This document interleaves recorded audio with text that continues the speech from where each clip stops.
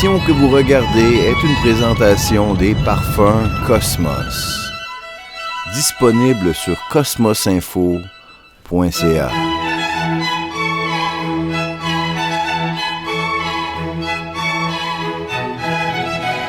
Si vous appréciez le travail de Cosmos, c'est sur cosmosinfo.ca que vous pouvez l'encourager, soit par des dons, devenant membre de son Locals, ou l'achat de parfums Cosmos avec ses odeurs magnifiques, ses 3 odeurs pour femmes, 2 pour hommes. Nous avons Ève, Salomé et Marie pour les femmes, Cosmos et Noé pour messieurs. Disponible sur cosmosinfo.ca.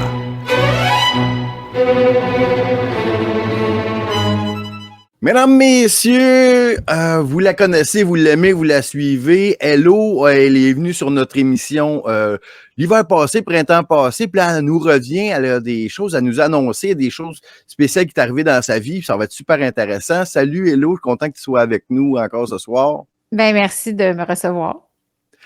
Bon, la dernière fois qu'on s'est parlé, je sais que on va parler tantôt d'un événement que tu vas que tu vas nous proposer. On va y aller en détail, mais avant ça, je voudrais que tu nous fasses une récapitulation parce que tu as été dans les médias depuis qu'on s'est parlé. Il y a des choses qui ont avancé parce que toi, tu n'as peur de rien. Tu t'es fait censurer par YouTube et puis tu as dit non, ça se passera pas comme ça. Je vais les poursuivre. Et puis donc toi, Héloïse Bois du Québec, tu en es pris un géant immense de Google, YouTube, et puis tu les as poursuivis. Il y a des choses qui ont avancé.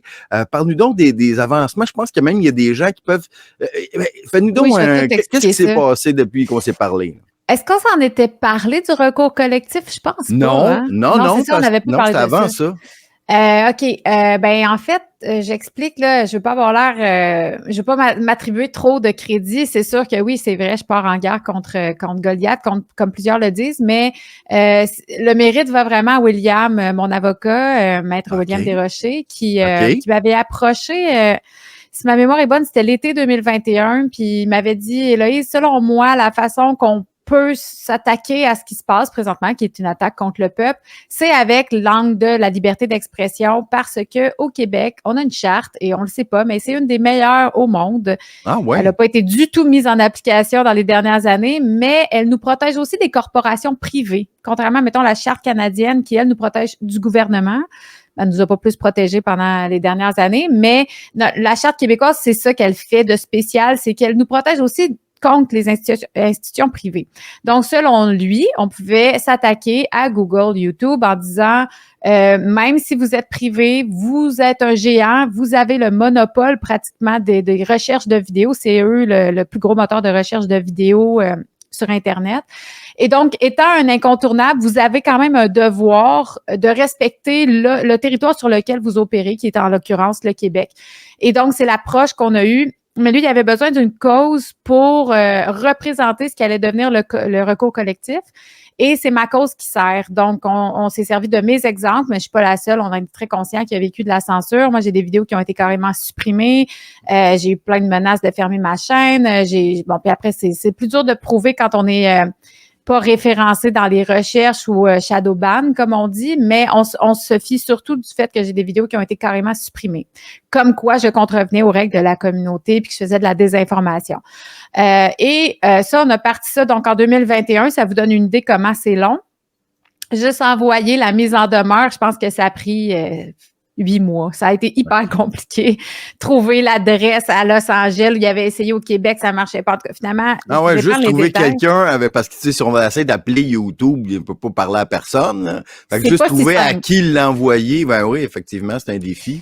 Ouais, puis c'est tellement immense, en fait, que être sûr que tu t'adresses au bon département, à la bonne place, c'était vraiment compliqué. Fait que finalement, puis je sais que William m'a épargné beaucoup de détails, c'est lui qui gère finalement le plus gros de tout ça. Moi, je suis, dans le fond, celle qui va au bat parce que c'est moi qui prends les coups publiquement. C'est moi qui se fait attaquer dans le Journal de Montréal, c'est moi qui se fait attaquer par Le Devoir, c'est moi qui se fait... Donc, c'est ça qui est le côté plate de ça, mais Je trouve ça important de le faire. Puis quand William m'a approché, j'ai dit, écoute, c'est sûr que oui, là, ça va me faire plaisir d'embarquer dans ce projet-là parce que, il faut se battre pour une démocratie. Puis ceux qui comprennent pas encore que notre démocratie est en danger, on se bat aussi pour vous qui nous traitez de complotistes, d'égocentriques, de farfelus, de tout ça. Mais on se bat pour vos libertés aussi parce que moi, je veux vivre dans un monde où mes enfants vont être libres de dire ce qu'ils veulent et aussi de contredire Big Pharma quand ils nous imposent une injection expérimentale qui va à l'encontre des droits de l'homme.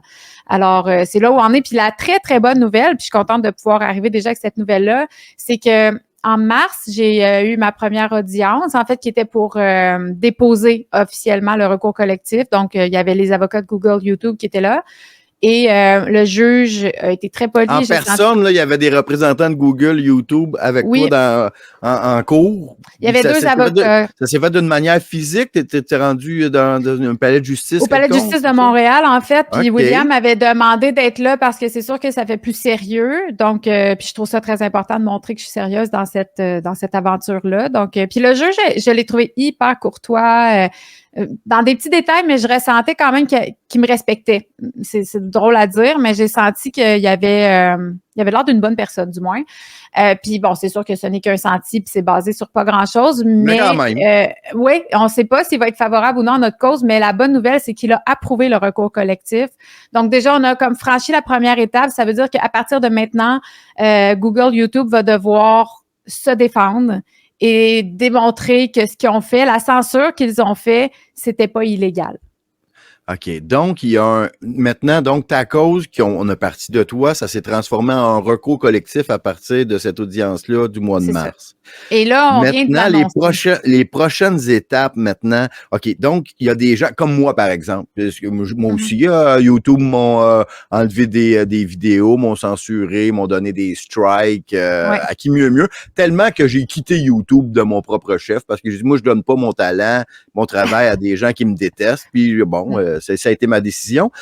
Mais je pourrais me sentir visé, je pourrais embarquer, d'après moi, parce que au même titre que toi, j'ai été censuré. Comment, et puis il y en a certainement d'autres qui nous écoutent, qui voudraient peut-être aussi embarquer. Comment on fait les gens qui se sont fait censurer par YouTube? Est-ce que c'est juste YouTube ou YouTube, Google ou toute Meta? C'est même Google, YouTube, Facebook. En fait, je t'explique Facebook parce qu'il y a... aussi? Oui, parce en fait, Facebook, c'est une autre compagnie que Google, tout à fait. YouTube. Mais c'est que William, il est en feu, puis il est allé chercher aussi Christian Leray, qui est de chez Réinfo COVID, Réinfo Québec maintenant. Oui. Puis lui qui avait été beaucoup censuré sur Facebook. Et il a parti aussi une cause jumelle avec Facebook. Oh. Et cette cause-là, c'est le même juge qui est assigné et il a aussi autorisé le recours collectif. Donc, comme elles sont très similaires, ils vont être jumelés ensemble. Et ça se trouve être un recours collectif qui va englober Facebook, YouTube, Google, tout ensemble. Alors, j'ai mis... mais ça reste un peu géré séparément. Ça veut dire que si votre censure, vous l'avez vécu sur Facebook, puis vous voulez rejoindre le recours collectif, le lien est différent pour le lien Facebook et le lien YouTube. OK, parce qu'il y a certainement bien plus de monde qui ont été censurés sur Facebook que sur YouTube, parce que pour avoir été censuré sur YouTube, faut en quelque part être un créateur de contenu, puis faire des vidéos, les mettre sur YouTube, tandis que sur Facebook, si tu as été censuré pour un post, que tu as partagé une nouvelle, par exemple, puis on fait fermer ton compte parce que tu n'étais pas d'accord avec les vaccins, par exemple, là, ça s'adresse à beaucoup plus de personnes. En fait, on vise des bassins très larges, puis peut-être que ça va devoir être changé pendant le recours collectif, mais dans le cas de YouTube, on considère aussi que ceux qui n'ont pas pu avoir accès à une information, par exemple, qui vont sur Internet, qui vont sur YouTube parce qu'ils veulent avoir une idée pourquoi on voudrait refuser le vaccin, par exemple, comme une vidéo que j'avais faite qui s'appelait « Pourquoi refuser le vaccin » qui a été censuré en 15 minutes. Ça, c'est pas surprenant, a posteriori, on comprend. C'est absolument, le type parfait pour se faire censurer. J'avais mis des petits codes là, pour essayer que ça passe pas, ça soit pas trop détecté par l'algorithme, mais ça avait été quand même détecté. Mais on considère que quelqu'un qui n'a pas pu recevoir l'information est lésé aussi, donc fait partie du groupe et peut rejoindre le recours collectif. Ça veut dire que pas mal tout le monde au Québec peut rejoindre. Pour l'instant, notre bassin est très, très large et si vous voulez rejoindre le recours, vous pouvez, mais selon ce que je comprends, puis je suis pas full calée en juridique, le langage juridique, c'est que en fait, je pense que rendu à ce stade-ci, ça va quasiment être plus logique d'aller comme vous retirer si vous voulez pas en faire partie. Quoique vous pouvez rejoindre là, notre cours, mais ça englobe quasiment tout le monde au Québec. Fait que vous pouvez, je te donnerai les liens, tu pourras les mettre dans tes commentaires. Ceux qui ont envie d'aller rejoindre le recours collectif, vous pouvez rejoindre les deux. Là, pour l'instant, c'est sur le site de mon avocat. Il a créé des pages, des formulaires à remplir, vous expliquer brièvement ce que vous avez vécu comme censure et tout ça. Et là, on va monter le dossier. Et selon mon avocat, on en a encore pour 7 ans là, avant d'en venir au bout de cette cause-là. 7 ans? Ouais. Pas 7 mois, 7 ans. Non, c'est ça. Il m'avait dit l'agenda 2030, on va passer à... donc, pendant 10 ans, grosso modo, tu vas t'avoir battu contre Big Tech. Ouais. Et puis, que les gens s'inscrivent, est-ce que ça donne de la puissance au recours? Est-ce que, tu sais, puis s'il y a bien des gens qui s'inscrivent, est-ce que si on gagne, on va avoir moins d'argent chacun que s'il y en a moins? Y a-t-il un lien de causalité entre le nombre de personnes? Malheureusement, on le fait pas pour l'argent. Si on était aux États-Unis, ce serait peut-être une autre motivation. Ma motivation, c'est 100% le principe. Là. Moi, je vais être comme vous, je vais avoir le même montant. Je pense qu'on demande 2000 pour les créateurs de contenu sur YouTube, puis 1000 $ pour ceux qui ont été lésés, les auditeurs, là, qui n'ont pas pu recevoir. Je sais pas c'est quoi les montants sur Facebook. Mais ça ressemble à ça, c'est peut-être 500 $ ou genre. C'est pour vrai, c'est des pinottes, mais l'affaire, c'est que pour eux, c'est des pinottes fois 500 fois 8 millions de personnes, ça commence à être fatigant. C'est ça. Pour eux autres, c'est un très gros montant. Et ce que William me disait, c'est que souvent, ces compagnies-là, bon, quand ils voient qu'ils commencent à perdre des plumes, ils font des ententes à l'amiable. Moi, je lui ai dit, puis j'espère que ça va être ça, là, que ça a été bien entendu. Moi, je ne veux pas d'une entente à l'amiable. Je comprends que par exemple, pour William, lui, il y a de l'argent là, en bout de ligne. Là, c'est sûr que l'avocat se fait pas mal d'argent là-dessus. Puis c'est sûr, c'est lui qui fait le plus gros. Il fait énormément de travail. C'est fou, toute la paperasse puis tout ce que ça représente pour lui. Mais moi, je le fais justement parce que je veux que ces compagnies-là aient mal, tu comprends? Je veux qu'elles ne recommencent pas après. Donc, si ça leur fait pas vraiment mal, et la seule façon de leur faire mal, c'est de leur faire mal financièrement. Donc, moi, c'est pas une possibilité d'y aller à l'amiable. Je veux aller au bout de ça. Puis, ben, on verra. Là, on n'est pas rendu encore très, très loin dans le processus. Mais pour répondre à ta première question, je connais pas vraiment ça, puis c'est William qui répondrait probablement mieux que moi pour l'aspect légal, mais c'est sûr que ça étoffe le dossier d'avoir beaucoup de monde qui vient de remplir, parce que ce que YouTube avait fait quand il voulait pas que le recours collectif soit approuvé, puis qu'on se battait déjà pour ça, c'était de dire que j'étais la seule qui avait vécu de la censure, ce qui est quand même drôle parce que la PDG elle-même aux États-Unis est allée dire qu'il fermait des comptes qui contrevenaient aux règles des soi-disant autorités sanitaires. 100%, parce qu'aux États-Unis, évidemment, la liberté d'expression, c'est enchâssé dans la Constitution. C'est même la chose la plus importante. C'est le premier amendement. Ouais. Donc, tu disais qu'au Québec, notre charte était bonne pour ça, mais aux États-Unis, ça va certainement avoir des échos. Puis ce qui se passe avec toi, je sais qu'il y a des gens qui ont parlé de ton cas aux États-Unis. Je t'ai vu en entrevue avec Viva Fry, qui a sûrement eu beaucoup de vues. Donc, cette cause-là va avoir les yeux de tous les conservateurs sur la Terre ou tous ceux qui ont la liberté d'expression à cœur vont suivre ce cas-là de près, c'est sûr. Ben, en fait, je sais pas qu'est-ce qui se passe ailleurs parce que, tu sais, on n'entend pas beaucoup parler de ces nouvelles-là. On suivait tout Rainer Fuellmich au début, puis à un moment donné, on a su qu'il était arrêté puis qu'il n'existait plus. Ou je sais, c'est comme très difficile de suivre ces dossiers-là. Viva Frey a été vraiment super gentil d'en parler. En tout cas, il est avocat, fait que c'est sûr que ça l'intéressait. C'est un Montréalais qui vit maintenant en Floride. Donc, c'est sûr qu'il y a une grosse audience aux États-Unis. Puis c'est ça qu'il disait aussi. Tu sais, espérons que ça va donner aussi un coup d'envoi puis donner envie à d'autres mondes de faire ça parce que il y a clairement...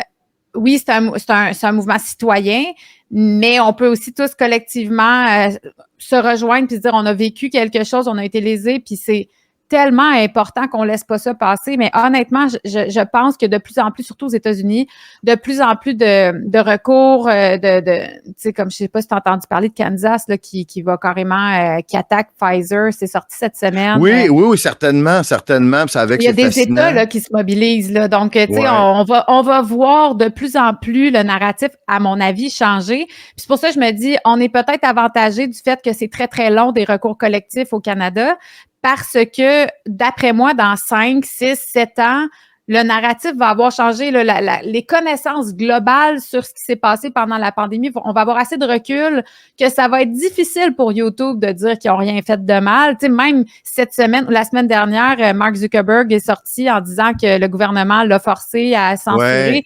Puis là, on poursuit aussi Facebook. Fait que c'est comme s'il n'y en a plus rien à faire. Là. Oui, c'est Facebook comme vient de le si, dire. c'est comme s'il avouait, grosso modo, en tout cas, c'est certainement que votre avocat pris ça en note, puis ça va être un point important. C'est tellement gros que ça me fait penser aux poursuites des cigarettiers.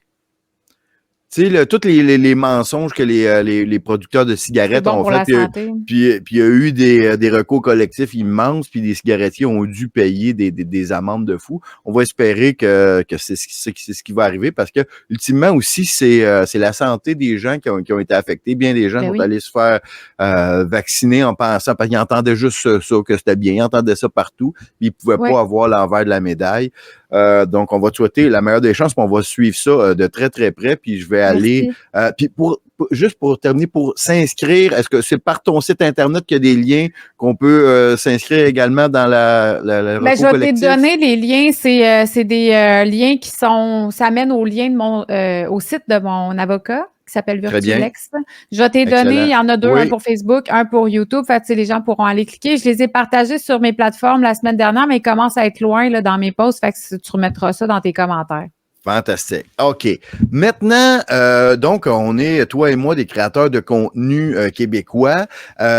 Mais contrairement à bien des créateurs de contenu qui traitent de sujets plus légers, c'est très difficile pour nous autres d'être monétisés par les réseaux, les réseaux sociaux. Tu sais, si on faisait une émission de cuisine ou de sport, on pourrait recevoir de l'argent des commandites plus facilement, mais comme on traite de sujets controversés que les annonceurs semblent pas aimer, ou en tout cas les réseaux sociaux nous cachent, on doit se trouver des manières de se financer.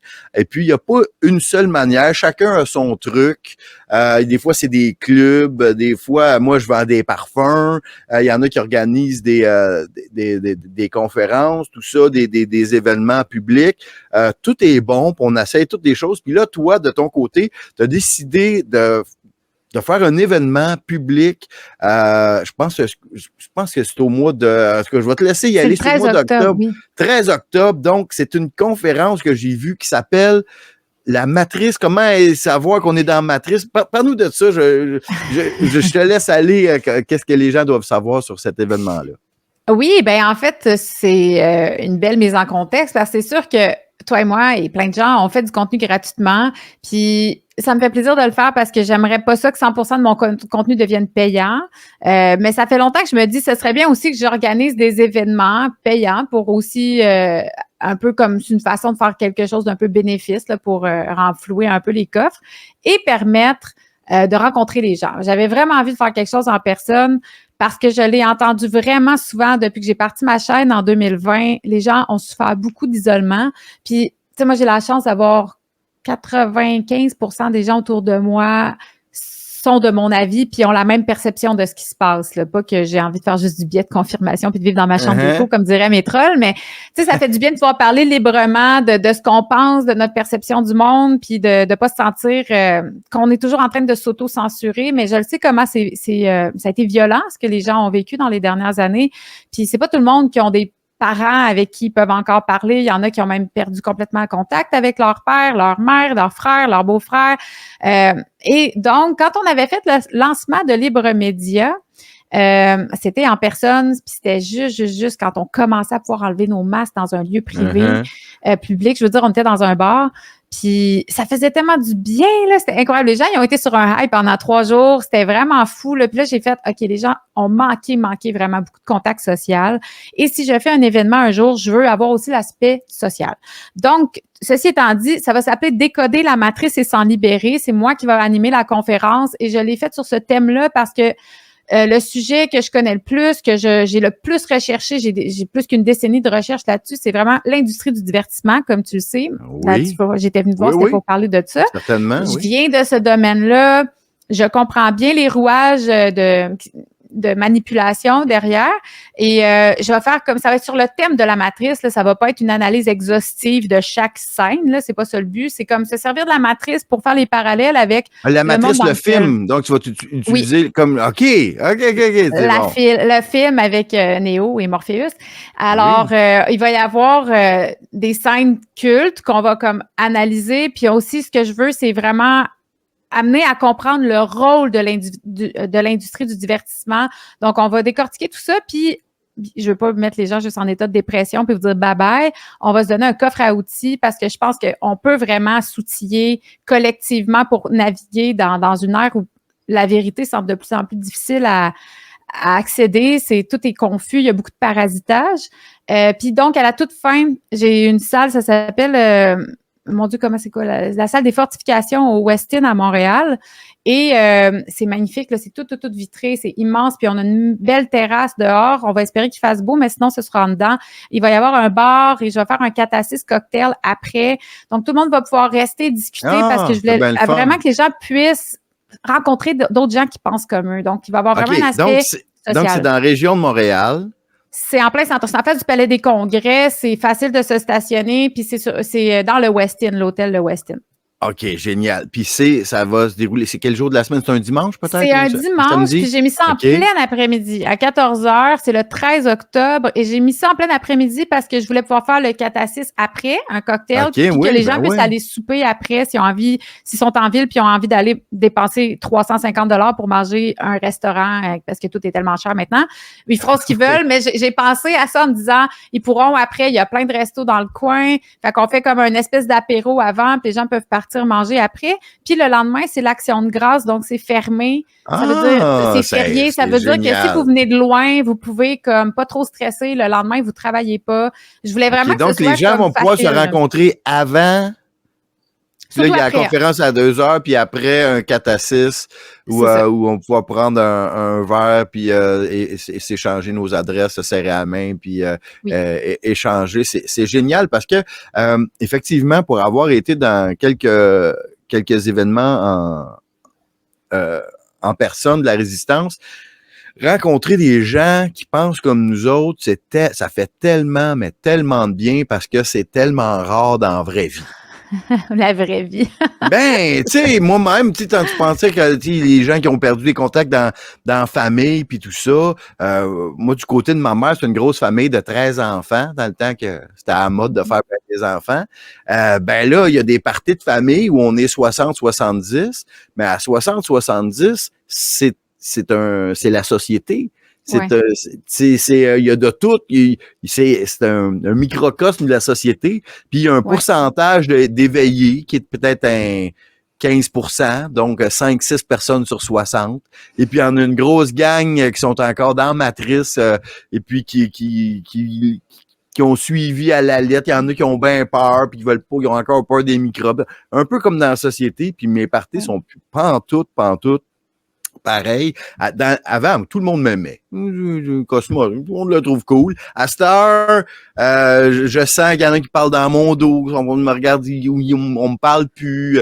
Il y en a qui me parlent, puis écoutent mes affaires, puis sont bien contents, mais il y a un schisme important. Puis là, qu'on puisse... tu sais, j'ai perdu bien des amis, probablement, peut-être toi aussi. En tout cas, les gens qui nous écoutent, c'est arrivé. Je suis sûr que dans le chat en ce moment, il y en a qui vont dire « Ouais, moi aussi, j'ai perdu des amis. » Mais ces événements-là, c'est une occasion de s'en refaire des nouveaux. L'émission que vous regardez est une présentation des parfums Cosmos. Disponible sur cosmosinfo.ca.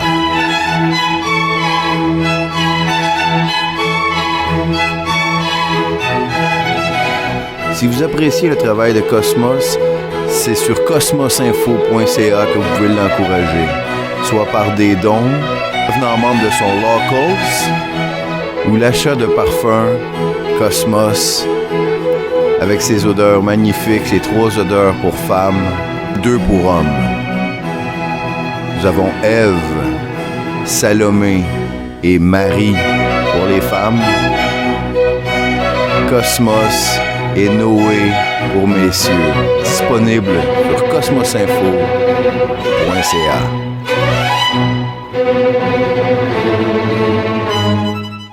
Ben, en fait, c'est ça qui est important, c'est que j'ai perdu des amis, oui, mais je me rappelle que c'était des amitiés qui me laissaient profondément insatisfaite déjà depuis un moment, mais je n'étais pas capable de mettre le doigt sur qu'est-ce que c'était. Mais c'était superficiel. Puis je suis pas une fille superficielle. Tu sais, moi, j'aime ça avoir des conversations profondes. Puis même si j'amenais les conversations sur des choses plus profondes, ça connectait pas vraiment. Puis j'étais comme, pourquoi je suis pas capable de trouver des gens avec qui ça connecte? Moi, je suis une fille hyper loyale en amitié. Puis ça revenait pas. Tu sais, moi, je pense à tout le monde, puis je suis celle qui va appeler, puis prendre des nouvelles, puis comment tu vas. Puis personne pensait à moi. Puis mais suis-je à ce point inimportante pour toutes ces personnes-là? Puis vraiment, là, je te dis, le 13 mars 2020 est arrivé et ils ont toutes pris le bord dans la poubelle direct. Là, ils m'ont plus jamais adressé la parole. C'est comme le jour qu'on est tombé en pandémie mondiale. Ça a été terminé. Et je me suis faite, depuis cette date-là, des amis que je sais que c'est pour la vie, là. Vraiment des super amitiés, des gens que j'ai reçus à mon podcast qui sont devenus des super bons amis, des gens qui étaient quasiment là quand j'ai accouché, là, tu sais, c'est vraiment des personnes qui étaient hyper présentes pour moi pendant ma maternité, parce que ça a connecté profondément sur les vraies valeurs, là, tu sais, fait que je me dis, c'est ça que je voulais offrir aux gens, c'est la possibilité de rencontrer des gens des vraies amitiés potentielles. Puis bien sûr, il y a aussi le côté, j'ai vraiment envie de rencontrer le monde qui me suit. Il y en a qui sont hyper actifs. Là, sur Facebook, on a les badges de super fans. Il y en a plusieurs qui ont pris leur billet. Puis je suis contente de voir leur nom parce que pour moi, c'est rien qu'une photo de profil puis un nom. Puis de me dire, ah cool, je vais pouvoir leur serrer la pince, les rencontrer, parler avec eux, prendre un verre. C'est sûr que je pourrais pas avoir des conversations d'1 heure avec chaque personne, mais je trouve ça important de pouvoir rencontrer les gens qui sont là, qui me soutiennent, les gens qui ont pris leur abonnement mensuel sur helloveulsavoir.com, parce que j'ai aussi lancé mon site web cet été. Oui, puis je vais le montrer un petit peu. J'ai passé avant l'entrevue, je suis allé le voir. Félicitations, il est superbe ton site. Vraiment, merci, je suis très contente. Oui, vraiment. Je suis jaloux. Là. Puis là, il y a des gens qui peuvent être VIP là-dessus. Ouais. Donc, c'est l'adresse helloveulsavoir.com. Et puis, tout est là. Le site est magnifique. Les photos sont super belles, l'esthétique, tout ça. Donc, il y a un abonnement VIP pour ceux qui veulent, c'est ta communauté qui veulent te soutenir, j'imagine, d'une manière mensuelle. Tout ton contenu est là. Et puis, il y a très certainement un lien. Parce que là, si les gens veulent y aller, comment qu'on fait pour acheter les billets? Comment ça marche? C'est très simple. C'est helloveulsavoir.com/boutique. Parce que OK, dans la section boutique. Très bien. Oui. OK. C'est aussi simple que ça. Il faut juste faire attention. Là, on l'a écrit clairement. Là, il y a 2 billets. Donc, vous pouvez voir souligné en jaune, il y a le billet en présence et le billet virtuel. OK, si donc les gens... loin, OK, oui. Vous pouvez venir aussi acheter en virtuel. C'est sûr que moi, je voulais vraiment faire quelque chose en présent. C'est ça qui est excitant, là, je trouve. Mais je suis consciente qu'il y a des gens qui habitent vraiment loin. Il y a des gens qui me suivent en Europe. Alors, je voulais aussi offrir la possibilité aux gens de l'acheter, le billet virtuel. Pour l'instant, je sais pas... il me reste encore quelques billets virtuels. Il en reste vraiment pas beaucoup en promotion. Après, ils vont tomber à 45, mais là, ils sont 35 $. Et aussi, en présence, il m'en reste peut-être une dizaine aussi, ou peut-être un quinzaine en rabais parce que j'ai fait une promotion de lancement. Donc, après, ils vont tomber à 45 $. Et il y a des gens qui me demandent, est-ce qu'on va pouvoir acheter à la porte? Honnêtement, on n'aura pas là une machine de PayPal, je veux dire, là, ça va être soit que vous l'avez cash, mais je peux pas garantir qu'il va y avoir des places parce que c'est quand même des places. Juste te dire que non. On faut l'acheter les billets tout de suite parce que là, dans ces événements-là, c'est toujours important que les gens achètent leurs billets rapidement, comme ça, on dort mieux. Hein? Puis c'est sûr que j'ai un stress de fond. Ben oui, c'est sûr et certain. C'est sûr et certain parce que dans la vie, qui risque rien n'a rien. Donc, il faut prendre des risques pour avoir des gains. Mais quand il y a des risques, on risque de se planter. Il y a plusieurs événements que c'est un peu ça. Donc, on va inciter les gens qui ont envie. La date est le fun. Le congé le lendemain, c'est un dimanche à Montréal, c'est pas trop loin, c'est au Westin, ça va être le fun. Donc, la conférence, ça va être 2 heures.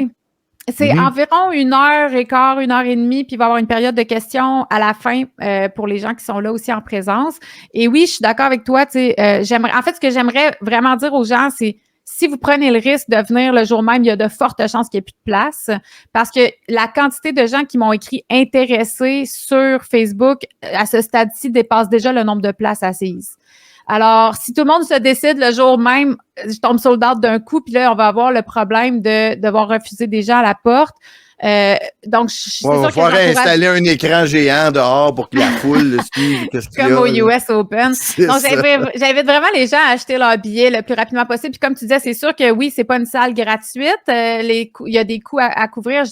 On va diffuser en direct, donc on a de l'équipement pour le live stream. Mon chum va être là, on va avoir 3 caméras en direct. Quand même. Sûr que ouais, c'est un risque financier.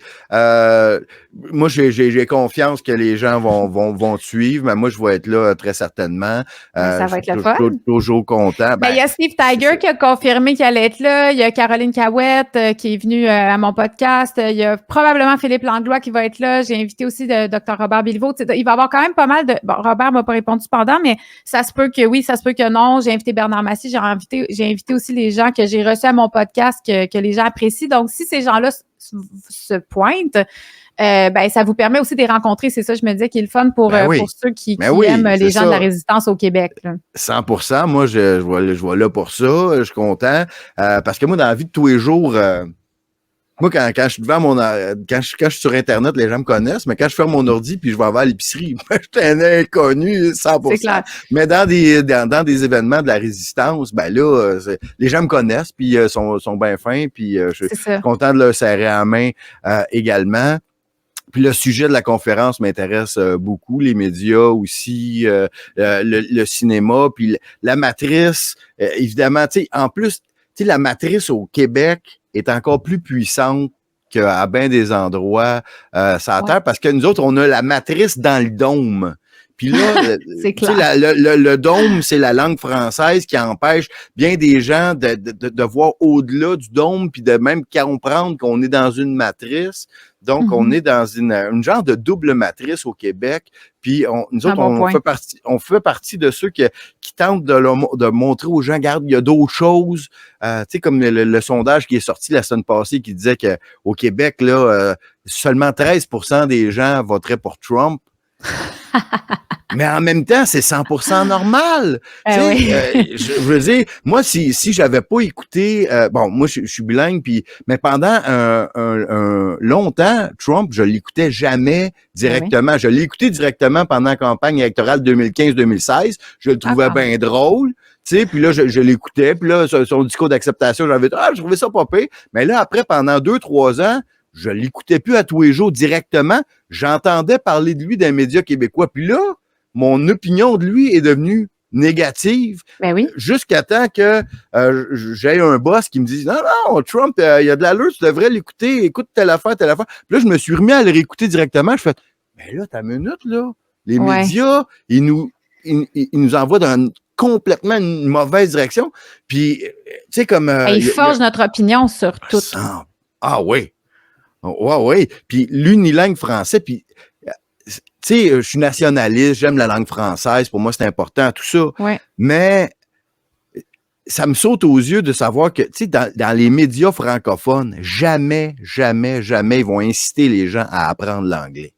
Et pourtant, c'est un avantage net. À mon avis, tu sais, puis même Jacques Parizeau disait ça, il disait tous les Québécois devraient être bilingues. Parce qu'il faut qu'on soit supérieur aux autres, il faut qu'on soit meilleur. Puis d'être bilingue, ça nous rend nécessairement meilleur, ça nous donne une meilleure perspective sur la vie. Mais de voir qu'à TVA, jamais dans l'histoire de TVA, ils ont suggéré aux gens d'apprendre l'anglais ou dans la presse.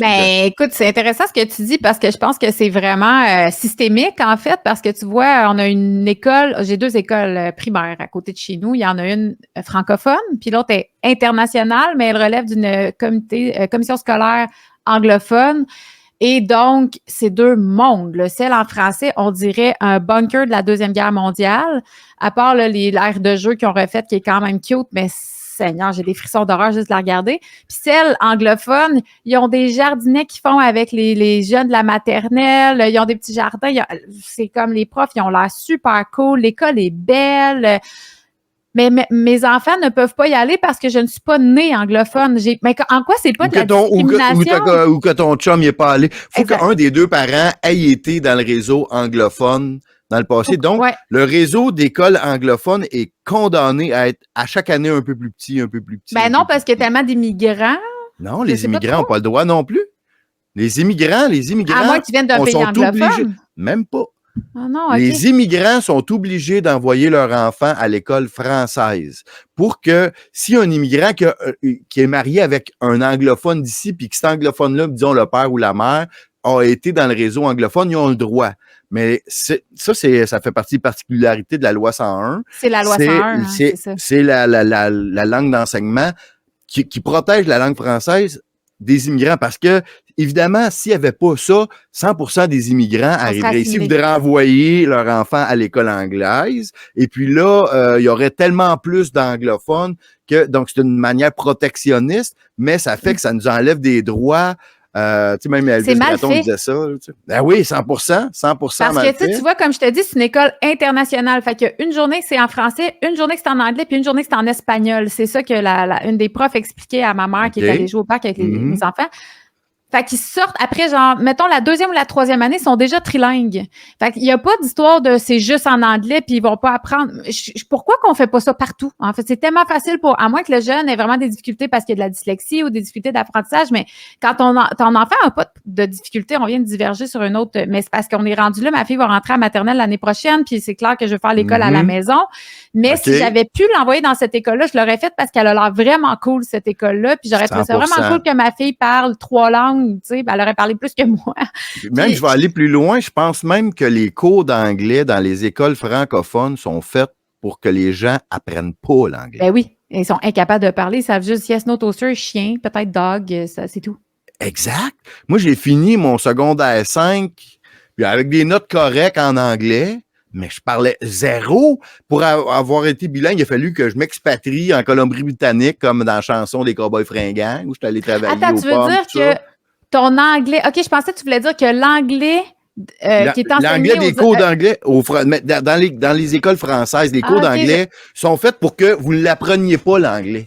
C'est pas suffisamment bon.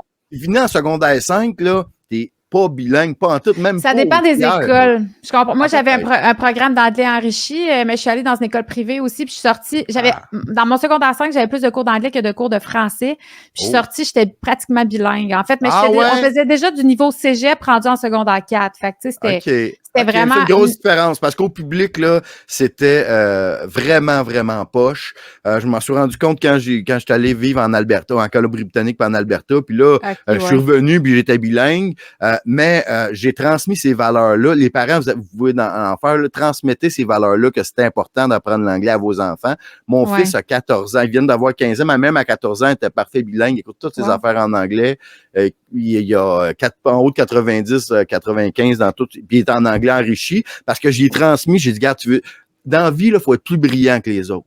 Pour être plus brillant que les autres, premièrement, il faut être capable d'avoir une perspective que les autres n'ont pas. Puis apprendre l'anglais, c'est un must. Tu peux pas... sinon, puis j'incite tout le monde qui nous écoutez, apprenez l'anglais. À chaque jour, forcez-vous à trouver des petits trucs, écouter un sitcom avec les sous-titres, puis après enlever les sous-titres. Moi, je mets tout le temps mes sous-titres, hein, depuis toujours. En fait, j'aime mieux avoir mes sous-titres. Je suis comme ça, je suis sûre de rien manquer. C'est sûr, si je vais au cinéma, je comprends quand même le film, mais tu sais, des fois, tu manques des subtilités. Mais vraiment, je suis d'accord avec toi. Puis tu sais, mon père est comme toi, là, c'est un nationaliste.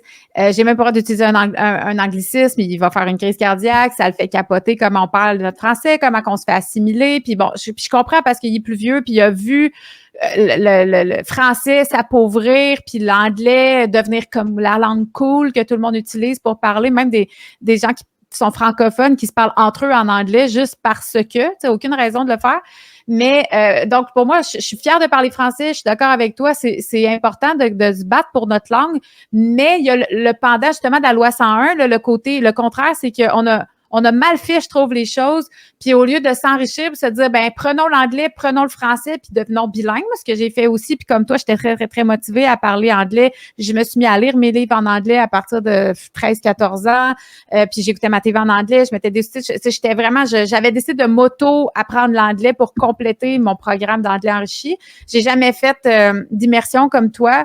Mais quand je suis sortie de mon école, déjà, j'étais assez bonne en anglais que j'ai pu être engagée, mettons, dans le Vieux-Montréal, dans des hôtels. Puis là, toute la clientèle parle anglais. Fait que je me suis mis à me tenir avec du monde anglophone. J'ai eu un chum anglais. Tu sais, à un moment donné, c'est comme tu finis par être dedans, puis ça y va. Absolument.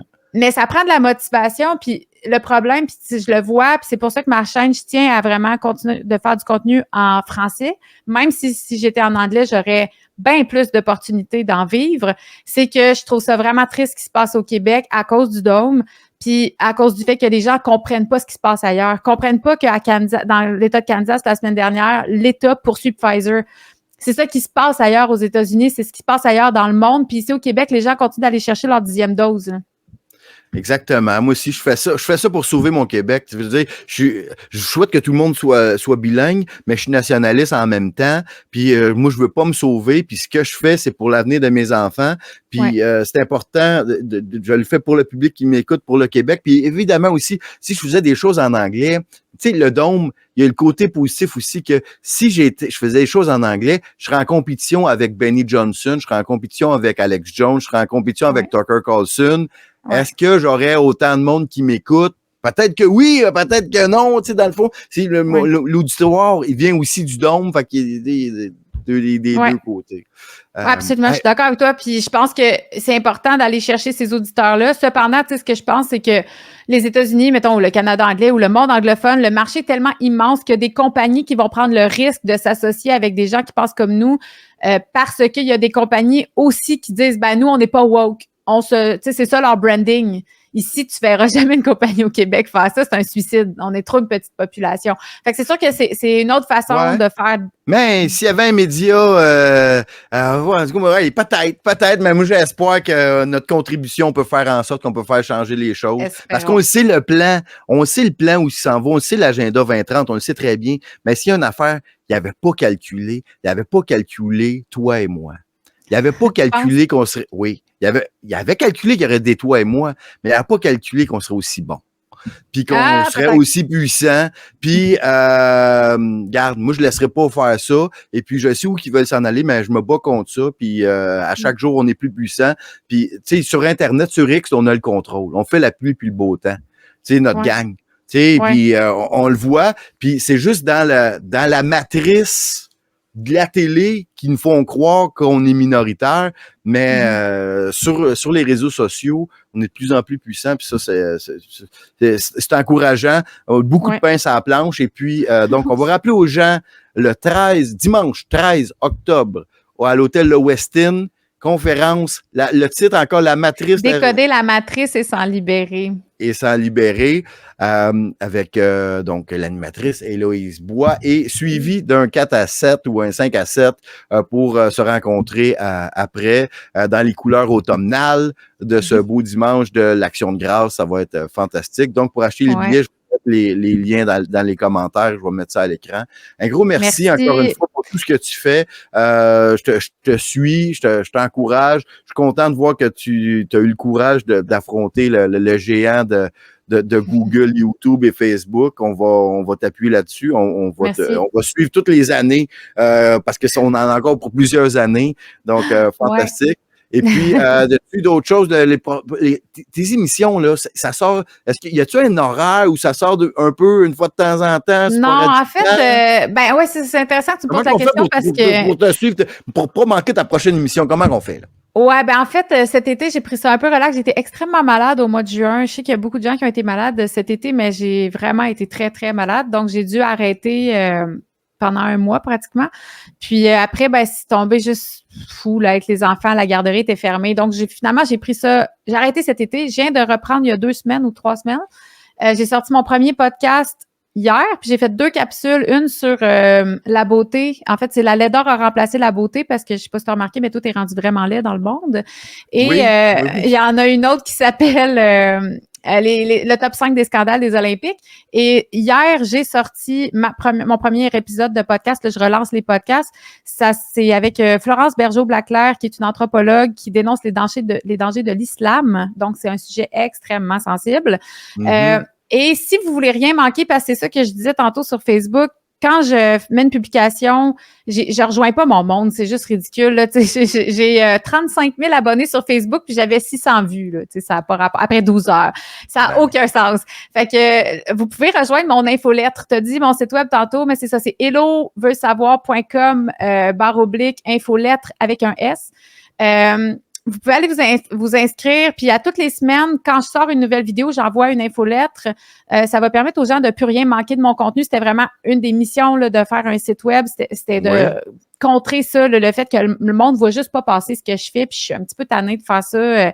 Je sais que déjà, ça doit être un peu moins payé quand même. Non, c'est vraiment l'enfer. Tu vois, je l'ai sorti là, ce matin, ma vidéo de Florence, puis j'avais 2 likes après genre 3 heures. C'est vraiment sur X, je sais pas ce qui se passe depuis quelque temps, mais ça va pas pour moi. Là, moi-même, mon émission de la semaine passée a sauté. Ils l'ont complètement fait disparaître. Je ne sais pas pourquoi.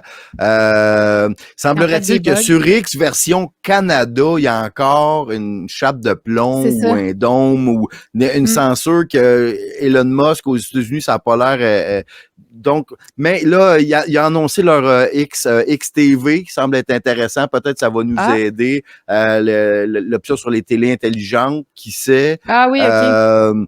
Moi, pour contrer ça, moi, c'est l'habitude. Moi, j'ai un horaire fixe. Mes émissions, je fais ça toujours, c'est le jeudi 22h. Donc, je me dis, si les gens le voient pas passer, à un moment donné, ils vont avoir l'habitude que... C'est ça. Donc, c'est un peu ça, ma stratégie. Pour répondre à ta question, ma stratégie, à un moment donné, c'était de faire ça aussi, d'être super régulière, puis j'étais pas capable. Avec la jeune famille, c'est vraiment difficile. Fait que, puis aussi, c'est difficile. Moi, c'est plus le podcast, puis des fois, c'est vraiment dur d'avoir du monde. Là. J'ai de la misère à booker mon monde. Fait que j'ai fini par comme faire OK, bon, regarde. Mais le podcast que je fais, là, j'en ai enregistré plusieurs. Puis après, j'essaie d'en sortir un par semaine. Et généralement, je le sors le lundi ou le mardi. Donc, en début de semaine, allez vérifier si vous avez manqué de quoi. Je sors à toutes les semaines, je sors du nouveau contenu. Donc, si vous n'avez pas vu passer de quoi de moi depuis un mois, c'est pas normal. C'est parce que vous avez manqué. Génial. On repasse, en tout cas, on s'inscrit sur le site Internet, on s'inscrit à l'infolette, comme ça, on ne va rien manquer. Fantastique. Exact. Un gros merci d'avoir été avec nous ce soir, Hello. Et puis, on va se voir très certainement le 13 octobre. Le 13. À bientôt. Merci beaucoup. Bye-bye. Bye.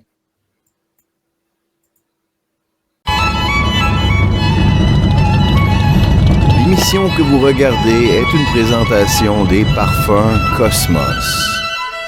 Disponible sur cosmosinfo.ca.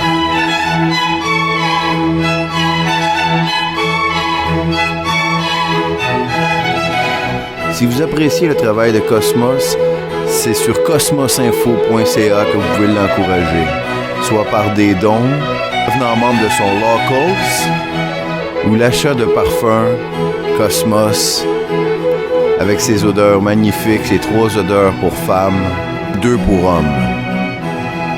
Nous avons Ève, Salomé et Marie pour les femmes, Cosmos et Noé pour messieurs. Disponible sur cosmosinfo.ca.